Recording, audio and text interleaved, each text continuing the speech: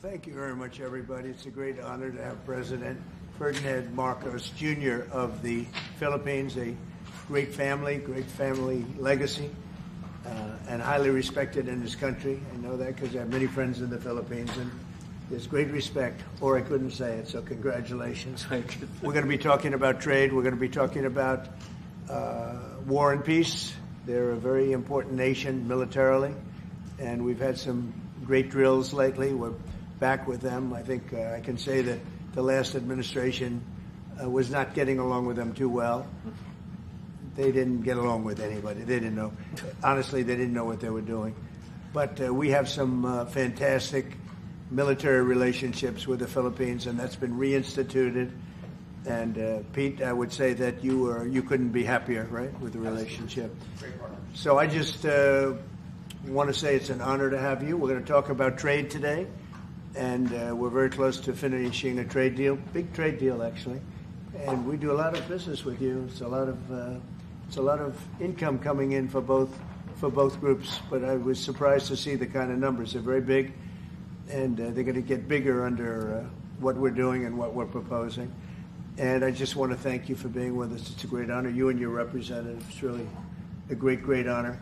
We have a big announcement. AstraZeneca, the big drug company, is going to spend $50 billion, just announced $50 billion in the United States in order to build various places all over the country, big manufacturing plants, pharmaceutical plants all over the country. So that's an honor. And he said they did that because of the election and because of the fact that the tariffs are placed. So they're building their facilities in New York. $50 billion, that's a big investment.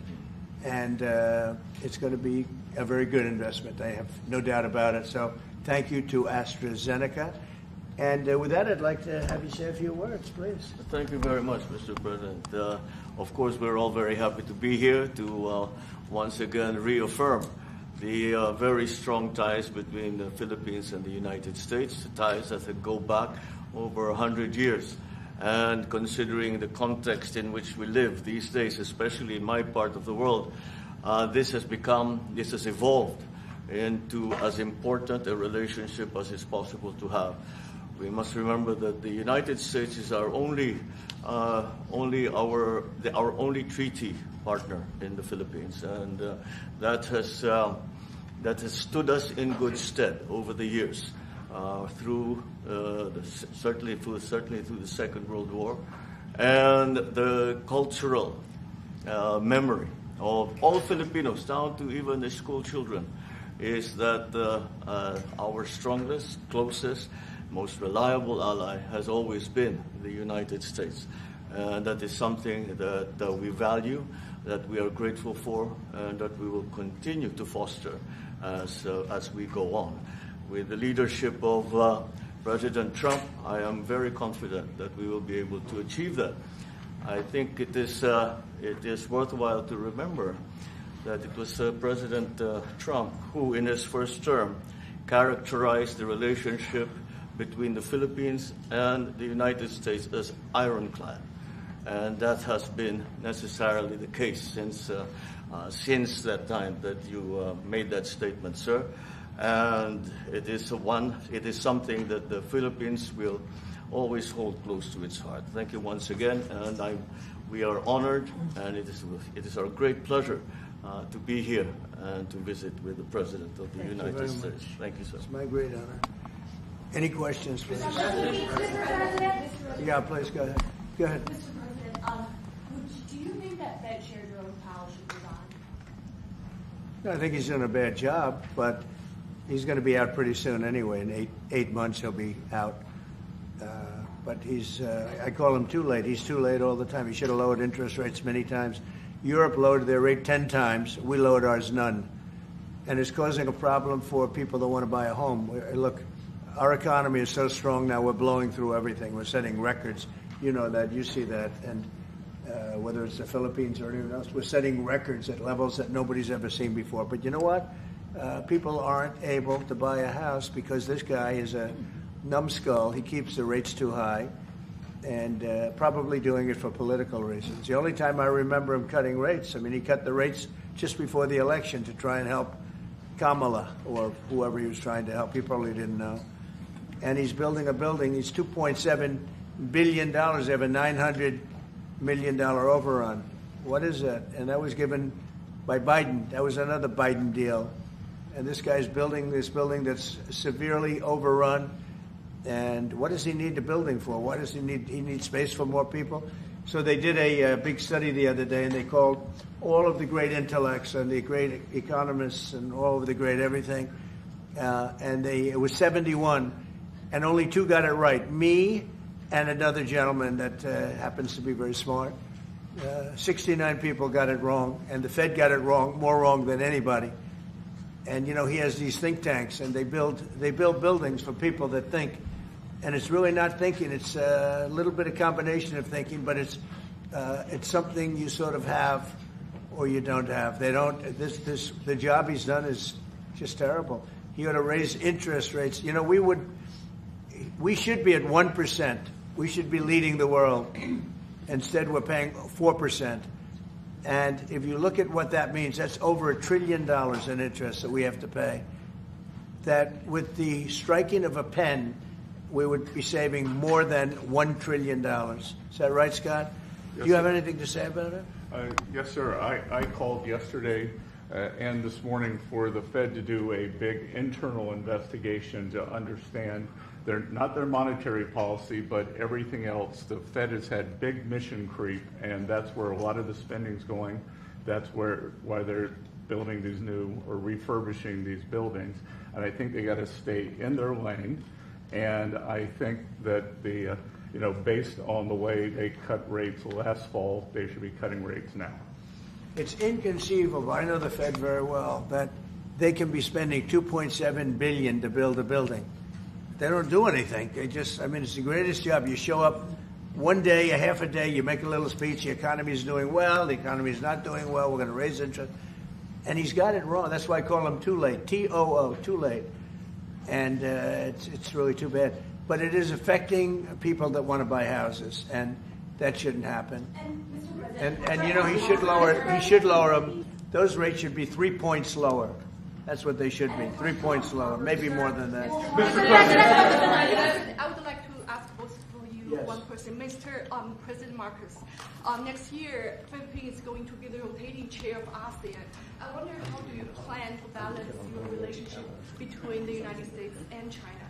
And for President Trump, Kremlin yesterday said if you are going to Beijing in September, they wouldn't rule out a meeting between you and President Putin. Is such a meeting possible? And how soon do you plan to visit China? Well, we have a lot of meetings possible. President Xi has invited me to China, and we'll probably be doing that in the not too distant future, a little bit out, but not too distant. And I've been invited by a lot of people, and we'll make those decisions pretty soon. Please. Well, as you say, we are chairing ASEAN for 2026.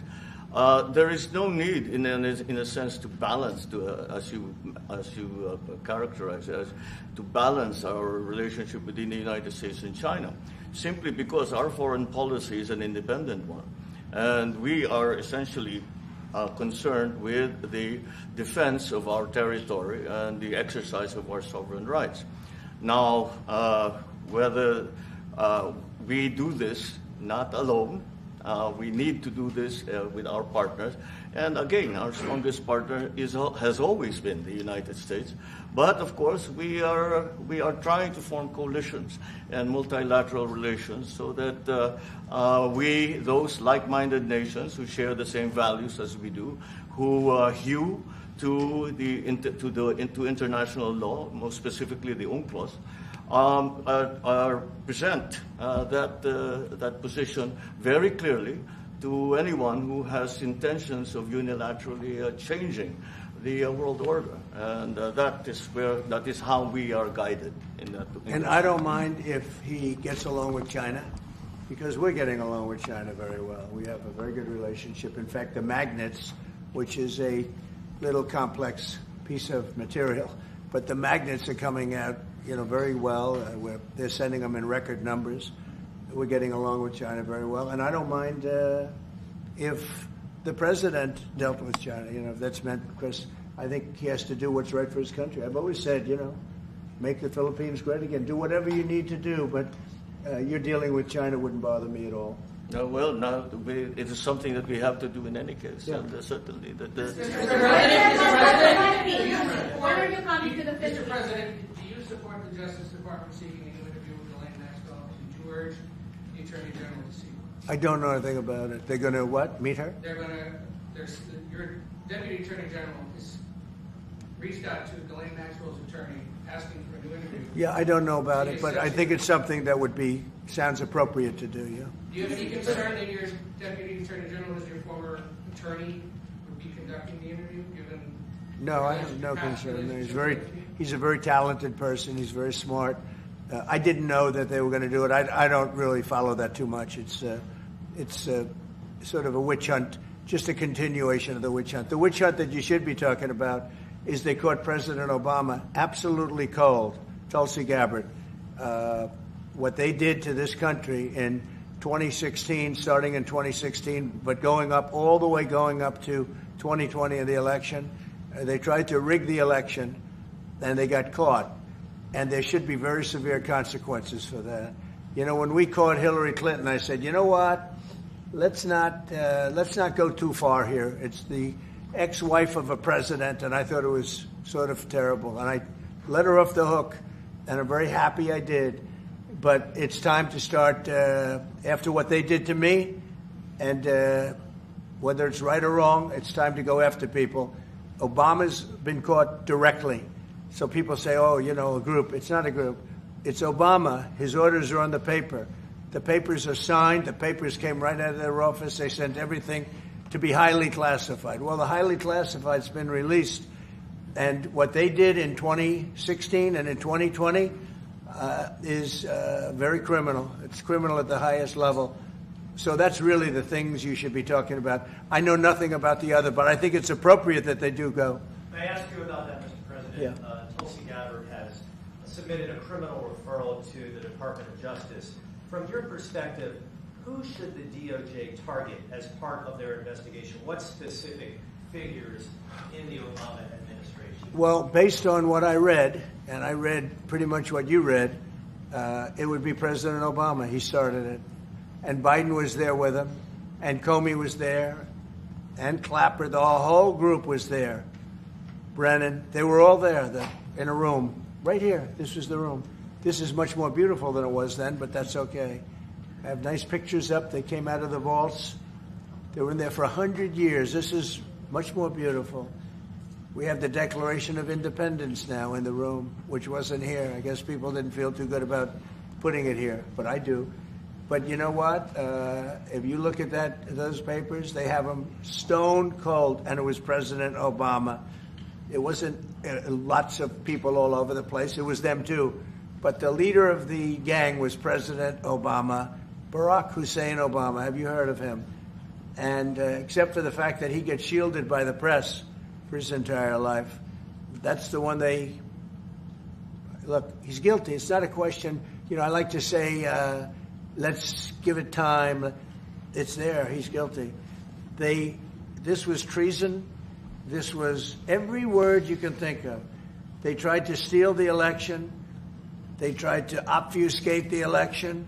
They did things that nobody's ever even imagined, even in other countries. You've seen some pretty rough countries. This man has seen some pretty rough countries, but you've never seen anything like that. And we have all of the documents. And from what Tulsi told me, she's got thousands of additional documents coming. So President Obama, it was his concept, his idea, but he also got it from crooked Hillary Clinton. Crooked is a $3 bill. Hillary Clinton and her group, the Democrats, spent $12 million to Christopher Steele to write up a report that was a total fake report. Took 2 years to figure that out, but it came out that it was a total fake report. It was made up fiction.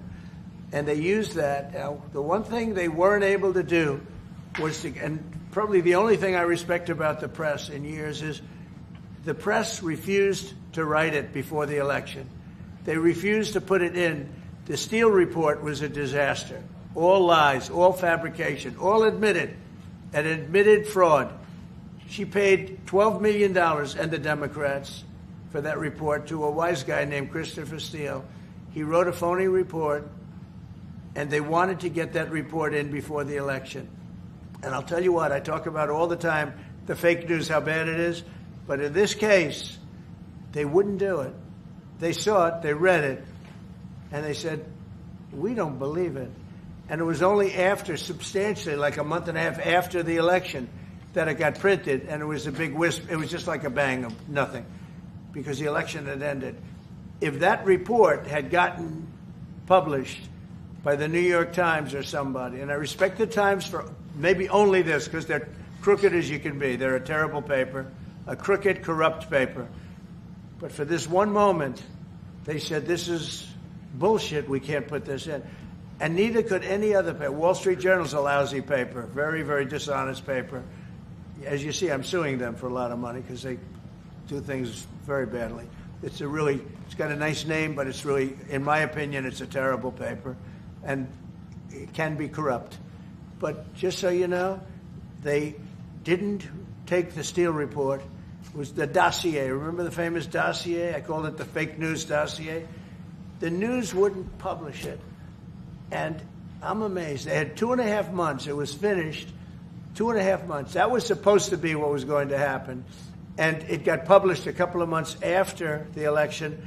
And frankly, nobody cared too much about it. But that was a big thing. No, we caught Hillary Clinton. We caught Barack Hussein Obama. They're the ones. And then you have many, many people under them. Susan Rice. They're all there. The names are all there. And I guess they figured they're going to put this in classified information and nobody will ever see it again. But it doesn't work that way. And it's the most unbelievable thing I think I've ever read. So you ought to take a look at that and stop talking about nonsense, because this is big stuff. Never has a thing like this happened in the history of our country. And by the way, it morphed into the 2020 race. And the 2020 race was rigged, and it was a rigged election. And because it was rigged, we have millions of people in our country. We had inflation. We solved the inflation problem.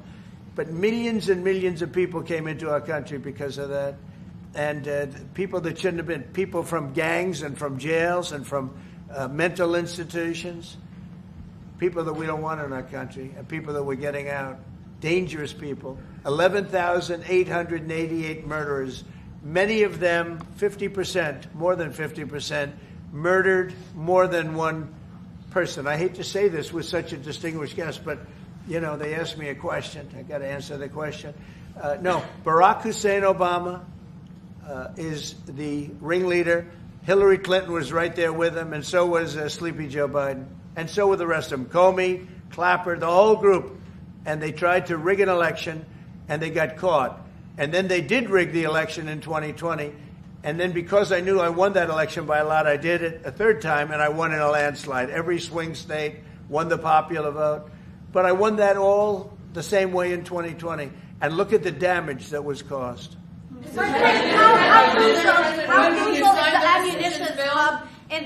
How crucial is the ammunition hub that the U.S. plans to build in Subic and the Luzon corridor, considering that these will be built in areas that hosts strategic ports as well as military air bases? You're talking ammunition? Yes. The U.S. House Congressional Committee on Appropriations approved a budget. Well, it's very important. Otherwise, we wouldn't have approved it.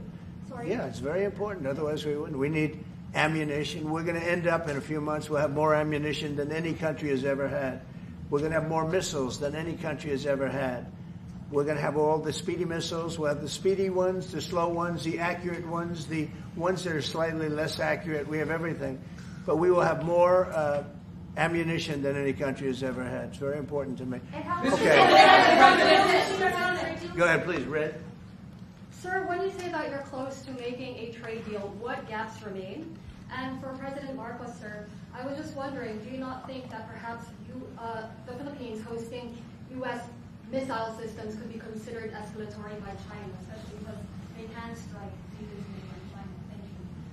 Well, it's an honor to be with this gentleman. You know, I've known him, and I've known his family, actually, but I've known him And I assume you're from the Philippines? Are you from the Philippines? Yes, sir. That's good. You're very lucky to be from the Philippines, right? It's a great place. But we're going to have a very good relationship. I mean, I know you had some problems with another president, and it was not your fault. It was the president's fault. And the country was maybe tilting toward China, but we untilted it very, very quickly. But you had a country that was tilting toward China for a period of time, and I just don't think that would have been good for you. You can deal with China, you should deal with China, but when I got elected, everything changed, and they came right back to us. Say it again? Yeah, Brian, go ahead. Oh, Mr. President, I just wanted to piggyback off the Sorry, I housing. had a question to President Marcos. Yes. Sorry, what was the question again? It was about whether having U.S. missiles hosted in the Philippines could be considered escalatory by China. All of what we consider part of the modernization of the Philippine military is really as a response to the circumstances that surround the situation around the South China Sea, and now what we used to refer to as Asia Pacific, which we have expanded now to the Indo-Pacific. And if we would certainly, like in any kind of military spending, we would wish that it wasn't necessary, but it is. And so that is what we are doing. And as an adjunct to the question about the ammunition production, this is actually the United States is assisting the Philippines in what we call our self-reliance defense program, which is to allow us to be self-reliant and to be able to stand our own 2 feet, whatever the circumstances that occur in the future. And the reason that we have encouraged more interaction with the United States is because it is necessary. And it is not just with the United States. It is with all our neighboring countries, and even countries as far afield as the Scandinavian countries, the EU. And so this is an ongoing process. And again, I will stress the point that we do this because we feel it is necessary. And don't forget, just as tantamount to what you're asking, the Philippines were loaded up with ISIS and a lot of terrorists, and they were at a very, very dangerous point. And during my administration, we went in and we wiped them out, working with the Philippines, but we wiped them out. But if we didn't go in, I don't know what would have happened. I don't know who would be your president right now. But we spent a lot of time and a lot of talent on going into the Philippines and wiping out terrorists. They had a tremendous problem during my administration, and we cleaned it up. We got them out, and now you really have a good, solid country again. I believe so. Yes. How can you be more president? Mr. President, I want to follow up on the housing question. Yeah. We've got no tax on tips, no tax on overtime, no tax on Social Security. How important is it we have no tax on home sales, capital gains, to unleash the housing market in this country? Well, we're thinking about that, but would also unleash it just by lowering the interest rates. If the Fed would lower the rates, we wouldn't even have to do that. But we are thinking about no tax on capital gains on houses. And I'm very impressed that you asked that question because nobody knew that. Well, how did you find that out? That's right. I wonder why there's somebody I'm very close to. There's a leaker. There's a leaker. I've also got a question. I find it a very interesting world that we know more about two people at a Coldplay concert just hours after that viral video than we know of Thomas Crooks 1 year after attempting to assassinate you. What is holding back the investigation on Thomas Crooks? Well, they've reported to me and they've told me things, and they really say they haven't found anything that was abnormal. I would say this: the Secret Service was very brave because they were right there and they jumped on me. They made a mistake. They should have had somebody on that roof, and they should have had communication with the local police, who also, they did a very good job, but they made some mistakes, and we have a whole different group of people now. I don't think anything can happen, but I think we have the best people anywhere in the world right now, and I think they've learned. And, they went into him very, in great detail. They gave me the whole thing, and what can I do? They say that it was just a nut job that was looking to do this, and I spoke with the FBI, the new FBI. I spoke to the FBI, who was the old FBI. I wouldn't have believed a thing they said, because the old FBI under Comey was crooked as hell. He was one of the most crooked. Everybody should read the Horowitz report. Unfortunately, Bill Barr didn't use it. But the Horowitz report, not appointed by me, it was a report on Comey and the FBI. It is one of the worst shots at a human being I think I've ever seen. In fact, the New York Times did an editorial that was one of the worst editorials I've ever seen about anybody. That was about Comey. You ought to go back and get, and Barr didn't use it because he didn't have the guts to use it, or something happened. I don't know. Too bad. He went to Mr. Durham. Instead of doing the Durham, all they had to use is the Horowitz report. And I always felt badly for Horowitz, frankly, because he's a Democrat, I guess. He was appointed by a Democrat. But that report has gotten lost, and it shouldn't be lost. You should all go back. It should be mandatory reading. Go back and read the Horowitz report on Comey and his cronies. And you'll see exactly. We're going to add that to all the stuff that we found. It just confirms it. But what we found is even more so. Now, we found absolute, this isn't like evidence, this is like proof, irrefutable proof that Obama was seditious, that Obama was trying to lead a coup. And it was with Hillary Clinton, with all these other people. But Obama headed it up. And, I get a kick when I hear everyone talks about people I never even heard of. It was this one. No. It was Obama. He headed it up. And it says so right in the papers. Got everything. This is the biggest scandal in the history of our country. And it really goes on to even the auto pen, because it all relates to the same thing. It all started the same sick minds. You have an auto pen, which is a tremendous, well, we don't have a president. We have an auto pen that signs everything. I'll bet you sign everything. You don't have auto pens. Everybody. Who doesn't sign? You're the president of a country. But it's all that whole thing leading right up to the end of it is the auto pen. And the auto pen was used by people, and Biden knew nothing about it. They were signing documents that he knew nothing about. As an example, they released the Unselect Committee of Liability.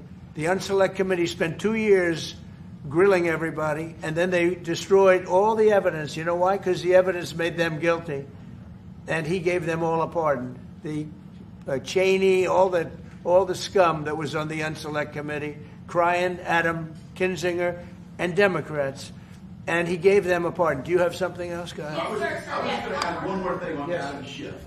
Director Pulte reports that Adam Schiff claims he lived in a one-bedroom apartment. Now, how does a family of four, you're a developer, a very successful developer, how does a family of four live in a one-bedroom apartment?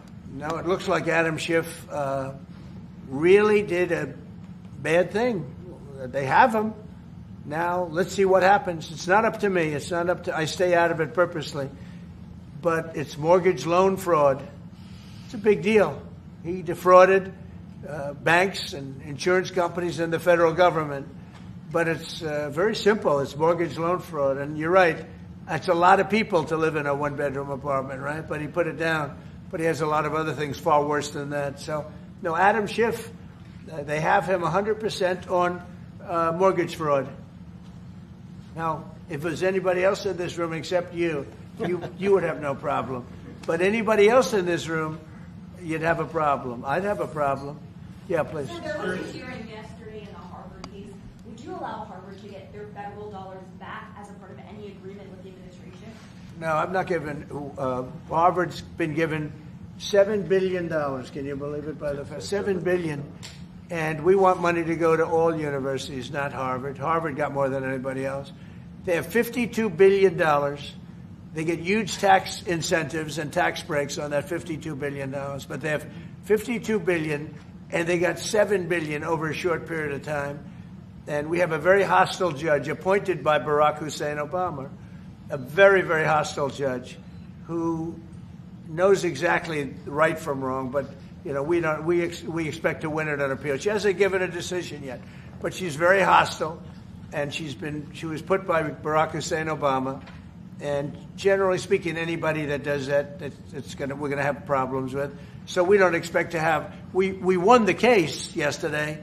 Anybody that was there that was a neutral would say we easily won the case. But a lot of the case and a big part of it's going to be how much money Harvard gets in the future. That's not part of the case, and they're not going to get very much. Mr. President, where are we in terms of negotiating about the reciprocal tariff? How far are we With who? from With the Philippines? Yes, Oh. sir. How far Are you we from the Philippines? Yes, sir. Good. I'm from the Philippines. How far are we from achieving? Well, it's tough. He's a very tough negotiator. So far, we're not there because he's negotiating too tough. In fact, I used to like him better than I do now. He's too tough. But we'll probably agree to something. But he's strong, a strong negotiator. He loves your country. Mr. President, Mr. President, When are you coming to the Philippines, sir? you talked a lot about the severe consequences that those who are involved in the Russia hoax must face. In your view, sir, what are the next steps now that these documents are out there in Tulsi Gabbard? Well, the Justice Department would have to act. And we have a very competent, very good, very loyal to our country person in Pam Bondi, very respected. And it's going to be her decision. Just a follow-up to that, sir.